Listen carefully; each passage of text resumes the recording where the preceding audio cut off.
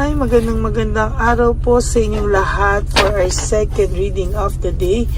Tingnan naman po natin kung ano po ang mapapanood po natin sa second reading of the day.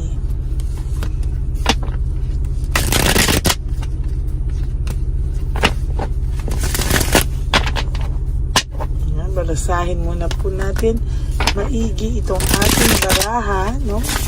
Para makita po natin kung ano po ang gagawin natin o makikita natin, no, sa ating baraha ngayong second reading of the day. Kamusta po kayo? I hope napanood nyo na po yung first, second, third, and fourth reading kahapon at yung first reading kay Numalon dito sa ating second reading of the day.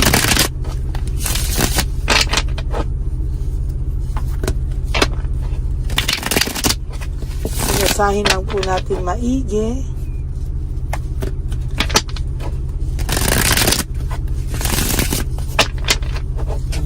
So, pili na po tayo ng 20 cards, no? Pili na po tayo 1, 2, 3, 4, 5, 6, 7, 8, 9, and 10.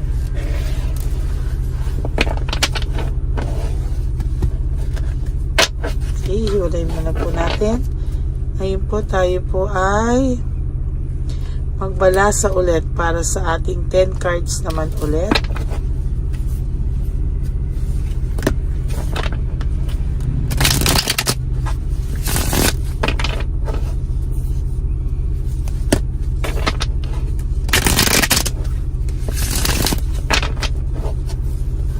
Okay.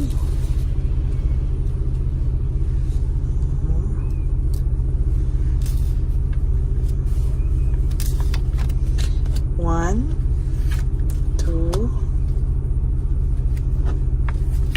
3, 4, 5, 6, 7, 8, 9, and 10.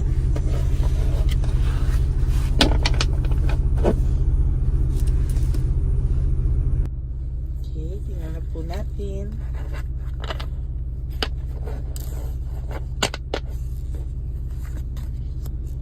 Diyos ko, sa second po nyo cards nyo, this is all about anger and argument, no? Unang cards pa lang talaga makikita mo na panay away po sila ng kung sino man ang kasama nito ngayon, kung sino man po for those of you na may third party, makikita niyo po na ang person na to at ang third party ay panay pagdidiskusyon na, no? Kung dati po sila ay sweet-sweetan, ngayon po ay nagsisimula na po nilang makilala ang ugali ng isa't isa, ang baho ng isa't isa, ang totoong kulay ng isa't isa, no?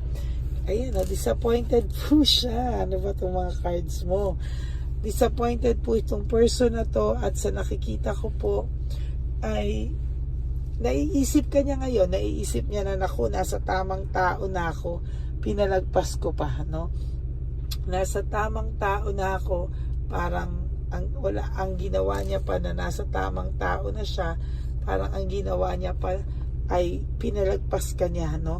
Kaya nasa tamang tao na siya, nagkamalas-malas pa siya dahil pinalitan ka ba niya o dahil sa hindi pa po siya nakontento sa'yo. Kaya ang buhay niya ngayon, ayan, no, sabi po dito ng cards nyo, this is about greediness, no? Wala kang kasing kakontentuhan, no? Parang yan po yung sinasabi sa kanya ng baraha. Kaya ngayon, lagi silang nag-aaway at isa pa sa pinag-aawayan nila sa nakikita kong may disappointment kasi siya. Baka nararamdaman din talaga ng third party o ng third person nyo, ng person nyo, yung third party nyo is hindi po ikaw nakakalimutan ng taong ito. As a matter of fact, gusto na po nito mag-give up po overwhelmed po siya sa mga bagay-bagay at gusto na pong mag-give up ng taong ito, no? Sa totoo lang, disconnected po siya.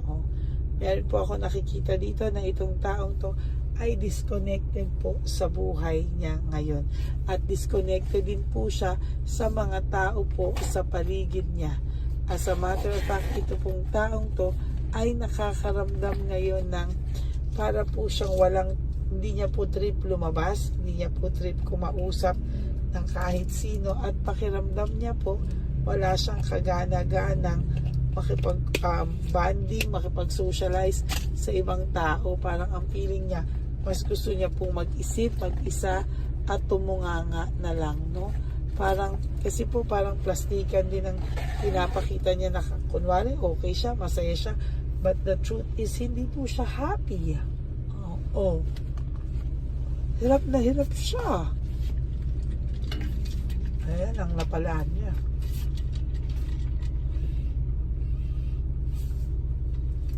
Yan, o. Ayan po yung napala niya sa buhay niya. So nakikita ko po dito, umaasa pa po ang taong to na someday madadaan ka niya muna sa pakikipagkaibigan. Kunwari, madadaan ka po muna niya sa mga patsaring-tsaring, no? Na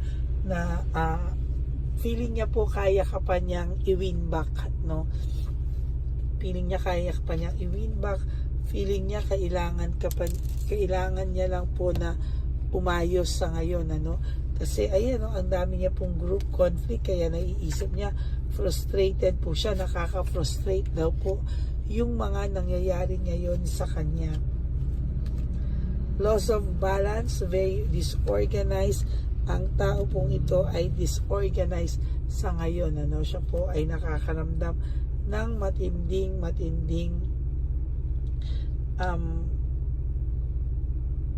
pag-iisip, no? Nagkakaroon po siya ngayon ng clarity, or improvement sa kanyang utak, no? Na dati talagang feeling nito halos i-blame ka, isumpa ka sa lahat po ng mga nangyayari sa buhay niya ngayon. Pero ngayon po kahit papaano nakakaramdam po siya ng clarity na ikaw pa rin ang pinaka magandang nangyari sa kanya. Ngayon po, lack of direction, conflict, wala po siyang direction sa ngayon. Sa ngayon po, siya ay nakakaramdam ng feeling niya po ay weakness, no, or manipulation. Kahit po sarili niya, minamanipulate niya po. Bakit? Para po maisip niya na okay lang siya, kaya pa yan, no?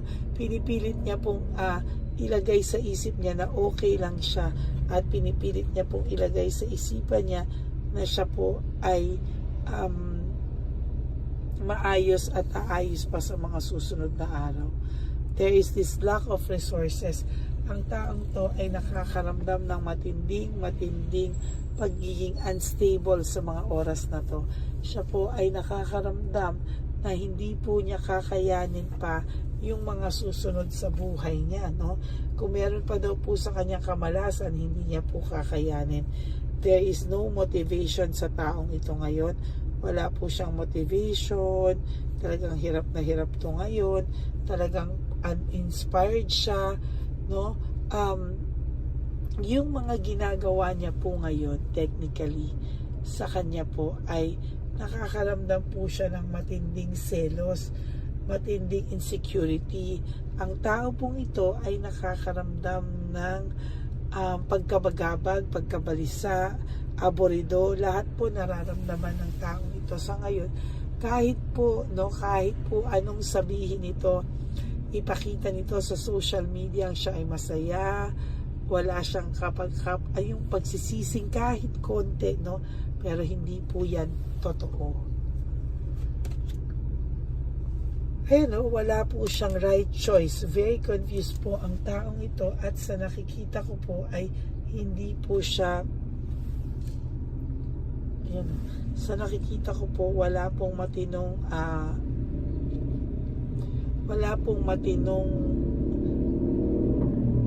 parang feeling niya wala siyang matinong nagawa, wala siyang matinong matinong naging desisyon.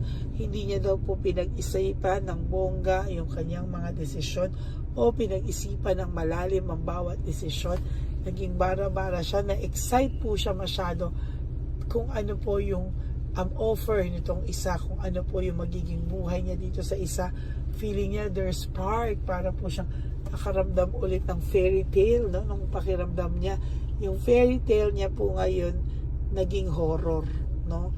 Naging horror po talaga, kasi po akala niya po na may spark, may horror, may spark, merong kilig factor, no? Pero ngayon po nakita niya na horror at adventure at action pala itong pinasok niya, no? Kaya ayan, sobra po siyang fatigue, sobra po yung kanyang exhausted po siya sa mga bagay-bagay.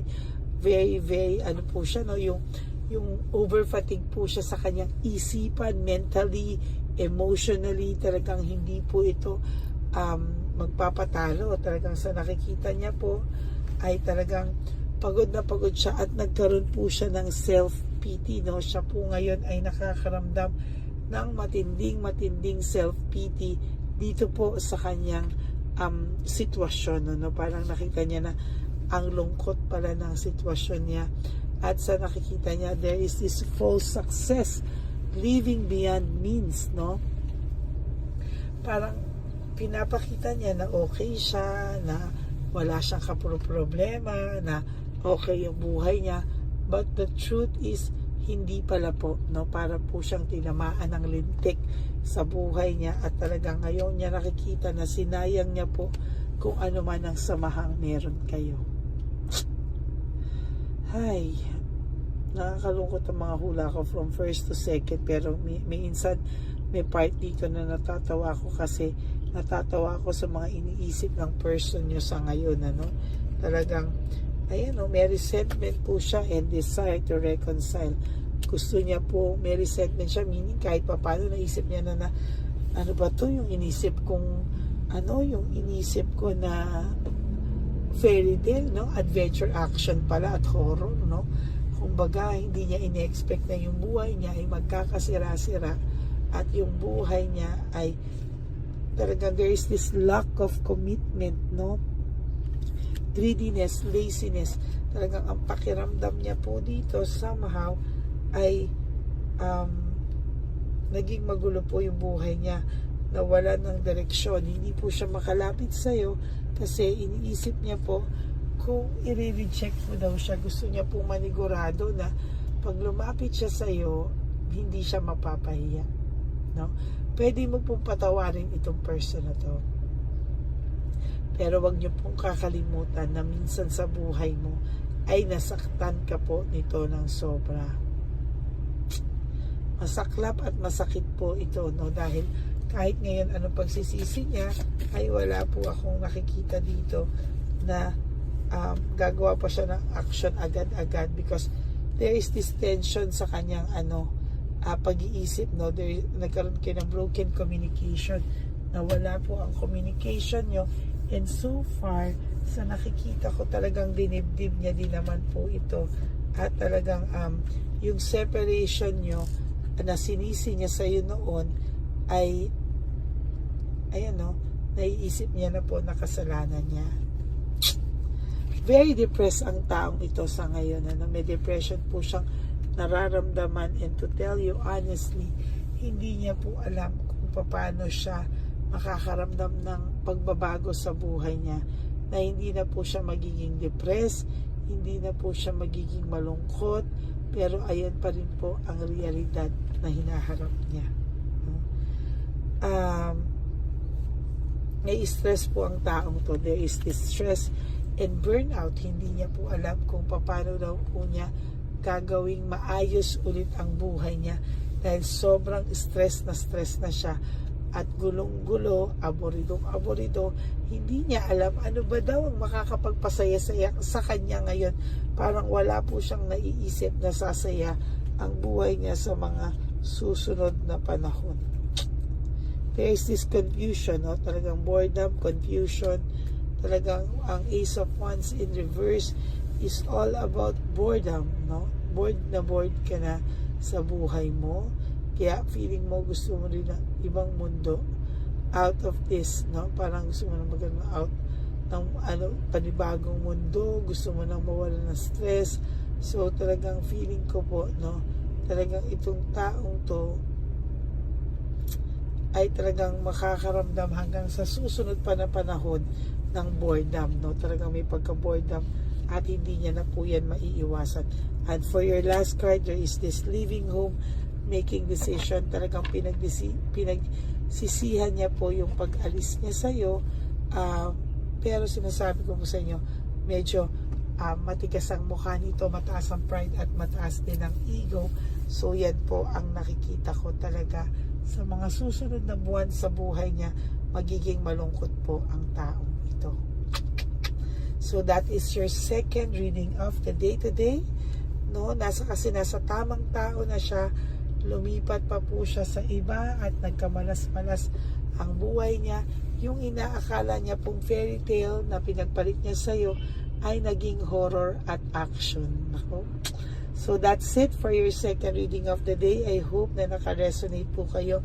And if you do, can you please give me a like and comment down below and click the bell para lagi po kayong updated sa ating mga latest videos na na-upload natin. And for those of you who would like to have a private reading with me, you can message me po at Lady Lee Elena. That's Ladyly Elena. Nasa dulo po yun ng ating video. Diyan nyo lang po ako makokontak. That is my only official and legit FB account. Ayan. Maraming pong salamat sa inyo at nilabas ko din po dyan ang fake account ng Lady Elena na kung saan po ay makireport nyo po yan sa kanyang messenger at sa kanyang Facebook account, no? Ayan, maraming salamat po sa inyong lahat. And sa mga nagtatanong po kung ako daw po ba talaga si Karen Davila, hindi po ako si Karen Davila, no? Hindi po ako yan. Siguro nga po, kaboses ko lang po yan, pero hindi po ako si Karen Davila.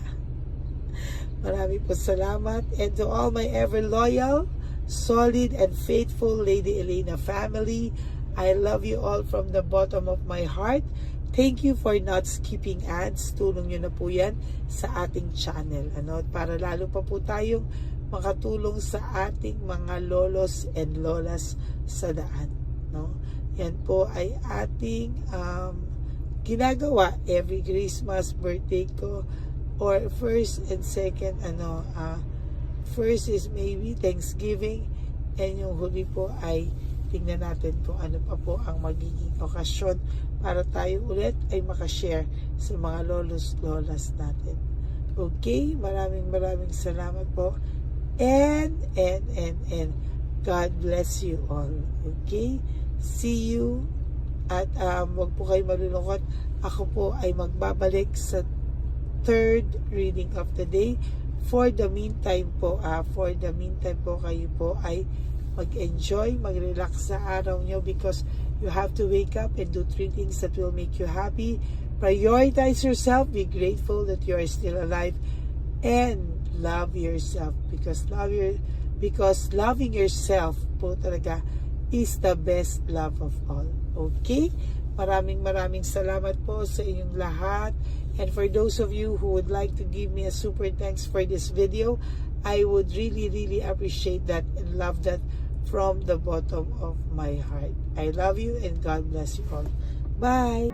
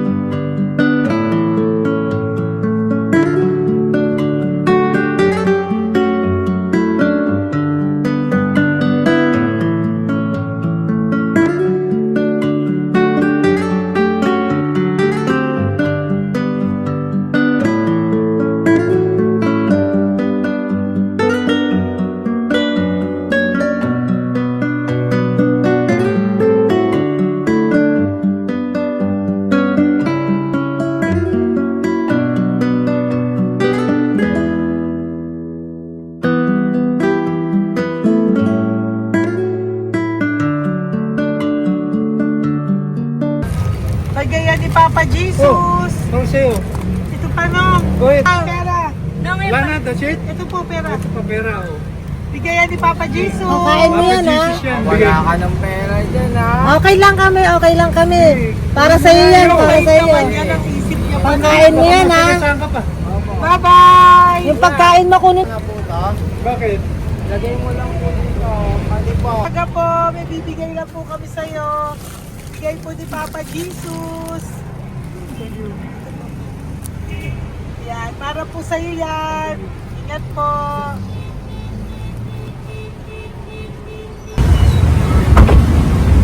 Gandang tanghali po. May bigay po si Papa Jesus sa inyo. Salamat po. Salamat po. Ito po. Salamat po. Sige siya po kayo sa Pampaw. Thank you po. God bless po, nanay. Apo, apo, apo. Pangalaman po. God bless.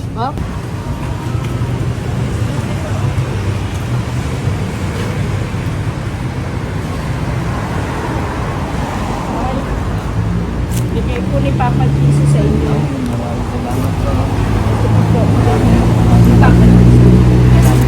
Salamat. God bless po.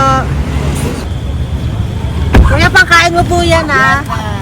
Kain ka ba nandyan? Po, hindi po. Dito po, nanatimbahan po. Ah! Sa Music Ministry. Doon ka nakapwesto. Opo. Sige po, Sige po, labay po. God bless po. Ingat.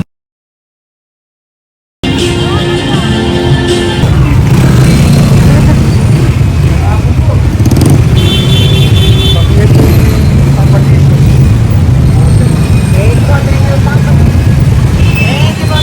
Thank you po. Bye po. Meron pa eh. Yo, bigay po ni Papa Jesus. Salamat po. Yun.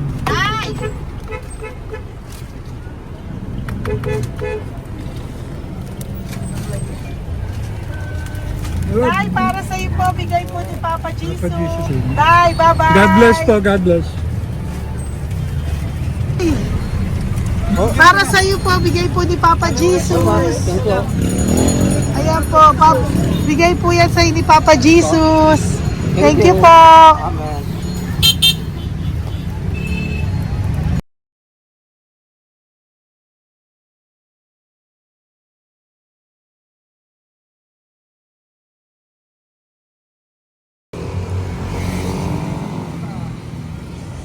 Bigay ni Papa Jesus. Kaya pagkain ato ko, ah. Madami mong aso, kuya. Alaga mo lahat yan? Oo, nagkait. Hindi, sa isya na sa iba. Kalagala. Ay, talaga? Salamat po. Nalagala ko. E, paano pagkain yan, kuya? Saan mo kinukuha? Sa tambay ko. Lahat. Ang dami. Ang dami niya pong aso. Oo. Oy, ang daming aso ni kuya. Guys, May nagbibigay sa inyong pagkain. nalagalakal ako. Okay po. Tapos, Kaya mo kuya, pag nadaan ako, bibigyan kita ng dog food dito, ha? oo. Dito ka lang ba lagi? Oo, dito ako natutulog. Okay po, sige. Okay po. Marami din akong aso sa bahay, eh. Salamat po. Okay po. Isa. Kuya, pangkain mo yan, kuya.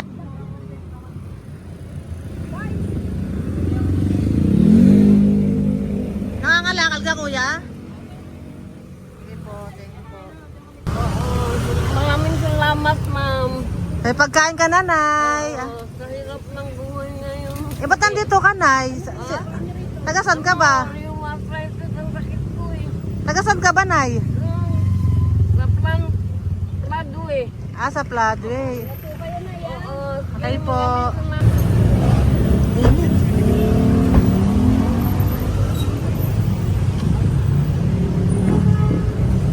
Nay! Bibigay ako sa'yo.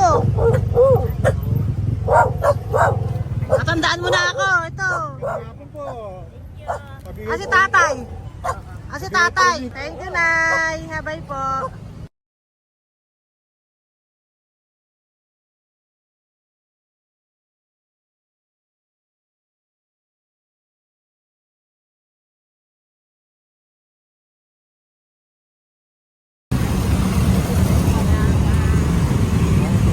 God bless, Nay. Thank you po. Pabigay po. Ay, bigay po ni Papa Jesus. Salamat po. bigay po ni Papa Salamat po, Jesus. Ito ate. po, oh. Salamat po. Bigay po ni Papa Jesus. Ito pa po. Salamat po, tay. Salamat po, tita. Bye-bye po. Maraming po salamat. Kayo, ate. Opo, ingat po kayo. Taga saan po kayo? Taga Tayabas, Quezon po kami. Mga aita po kami sa Quezon, mga katutubo. Sige, ingat po. God bless.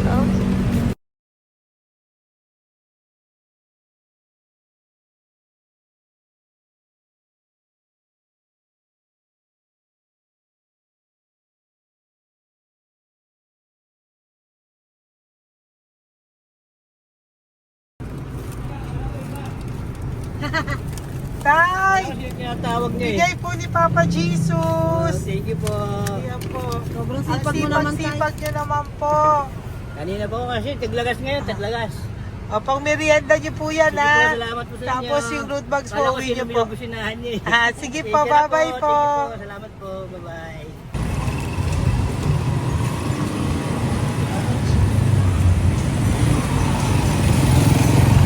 Brother! Basta, mabigay ni Papa Jesus sa iyo. Ang kaya mo yan, ba't hindi ka makatayo? Na ano ka? Okay. Sige, bye-bye. Hello po. Tama. Para sa inyo po, bigay ni Papa Jesus. Thank you very much. Sige po, bye-bye po. God bless you. Tay, magandang hapon po. Bigay po ni Papa Jesus. Ito pa po, Tay. Para sa inyo po. Bye-bye po.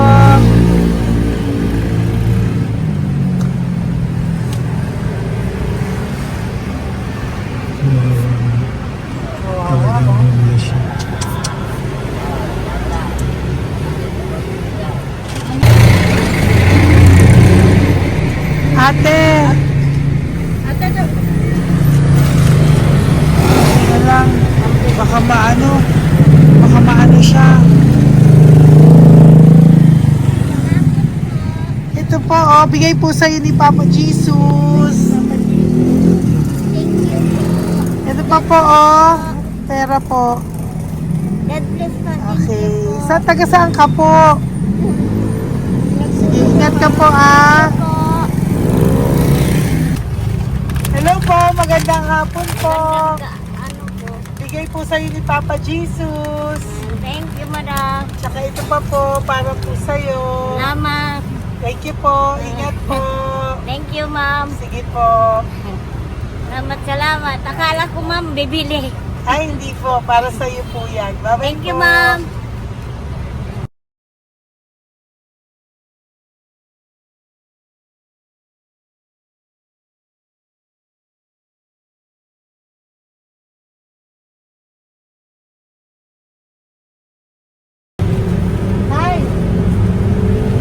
Hirap na hirap. Bibigay po ako ng uso. Hirap na hirap Dito siya. po tayo, dito sa kabila. Hindi mo siya lies pa yan. Kawawa naman. Tay, magandang araw po. Oh Lord. Bigay po ni Papa Jesus. Ito po, ano yung dagdag po. Dagdag po. Bigay po ni Papa Jesus. Thank you po. Thank you po. Kawawa naman. Diyos ko, hindi na siya makaano ko.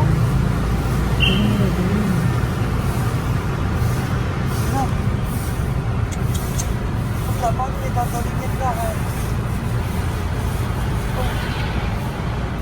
Ano kami yun, nalilito lang. Siyempre, ang bigat niyan.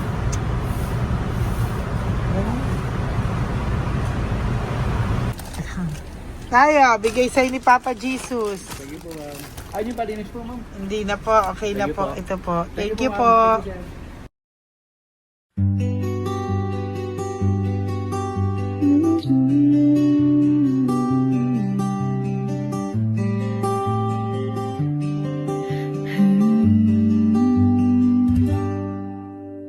Nasa panahon ako ng kalungkutan, panahon na hindi ko alam ang gagawin.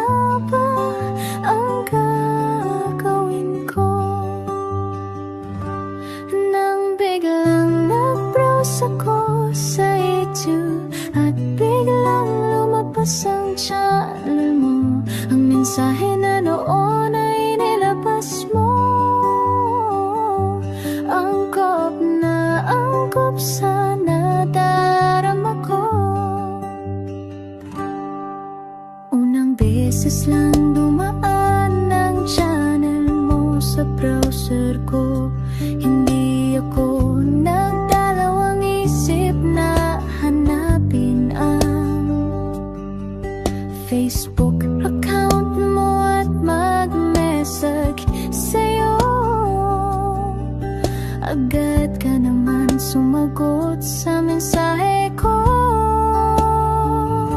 Hindi ko alam ang damdamin noon, dahil parang may sumungaw sa aking pag-asa.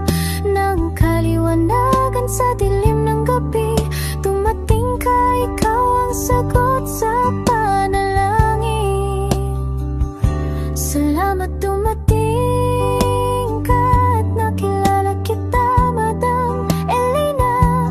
Nabago mo ang pananaw ko.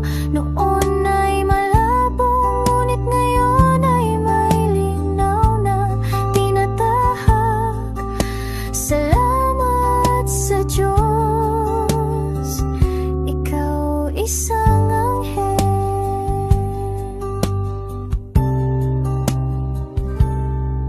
na inihulog sa lupa upang kami ay tulungan na magkaroon ng linaw sa buhay. Pinadaan sa'yo ang mensahe na nais iparating ng ating lumikha. Salamat sa buhay mo at sa pagdating sa buhay ko, dahil ikaw ang nagbigay ng liwanag. Naway magpatuloy ka sa iyong misyon. Sa puso namin nariyan ka, Madam Elena.